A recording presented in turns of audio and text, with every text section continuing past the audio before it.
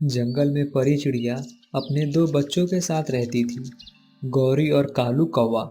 जंगल में परी चिड़िया ने बड़ी मेहनत से अपना आलीशान घर बनाया था। परी चिड़िया का नाम दूर जंगल में भी था। कुछ दिनों बाद परी चिड़िया अपने बेटे कालू कौवा की शादी बड़े धूमधाम से करती है। शादी के कुछ दिनों बाद बुलबुल अपने पति से बोलती है। ए जी सुनते हैं, ज़रा मेरे पास तो आइए, आपसे कुछ ज़रूरी बातें करनी है। क्या हुआ बुलबुल? इतनी सुबह क्यों बुला रही हो? मेरे पास आइए, आपसे कुछ कहना है। कालू कौवा बुलबुल के पास आता है और बोलता है। क्या है? बोलो अब। कल रात को मैंने माँ की बातें सुनी हैं। माँ बोल रही थी कि अब मैं बूढ़ी हो चुकी हूँ, अपनी ज़मीन जायदाद तुम दोनों के नाम कर दूँ। हाँ तो माँ सही तो बोल रही हैं। इसमें गलत क्या है? मेरी और मेरी बहन गौरी का 50-50 हिस्सा हुआ। कालू की बातें सुनकर बुलबुल को बहुत गुस्सा आता है। बुलबुल कालू से बोलती है। अरे कालू जी, आप मूर्ख हो।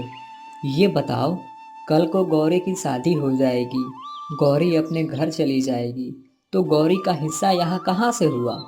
ये सारा धन आपका है। आप एक काम करो, आप आज ही अपनी माँ से बात करो, प्रॉपर्टी अपने नाम करने की। बुलबुल कालू के दिमाग में माँ के विरुद्ध बहुत नफरत भर देती है।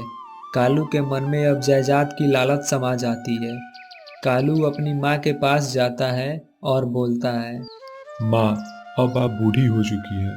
अब आप सारे जायदाद मेरे नाम कर दीजिए। कालू बेटा, यह तुम क्या बोल रहे हो? सारे जायदाद तुम्हारे नाम कर दूं? और तुम्हारी बहन कहाँ जाएगी?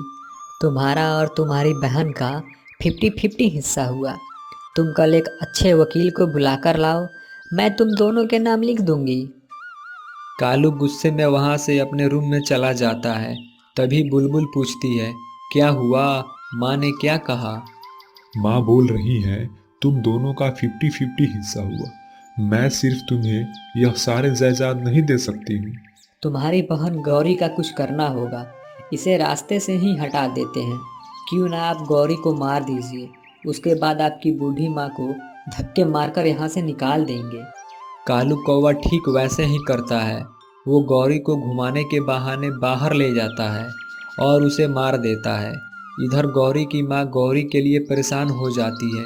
तभी कालू कौवा अपनी माँ के पास आता है और बोलता है। माँ, मैंने गौरी को मार दिया। अब तुम अपने सारे जायदाद मेरे नाम कर दो। कालू जी, यह लीजिए पेपर, आप इस पे माँ से सिग्नेचर करा लीजिए। नहीं बेटा, मैं सिग्नेचर नहीं करूँगी। आप सिग्नेचर कर दीजिए, नहीं तो आपको भी यहाँ से धक्के मारकर निकाल दिया जाएगा।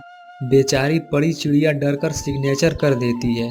तभी बुलबुल और कालू कौवा परी को धक्के मारकर अपने घर से निकाल देते हैं। परी एक पेड़ के नीचे बैठी रो रही होती है। तभी वहाँ गौरी आती है और परी को उठाकर एक घर में ले जाती है। तभी परी बोलती है। गौरी बेटी, तुम जिंदा हो? देखो ना, कालू कौवा हमें घर से धक्के मारकर निकाल दिया है। नहीं माँ, मैं मर चुकी हूँ।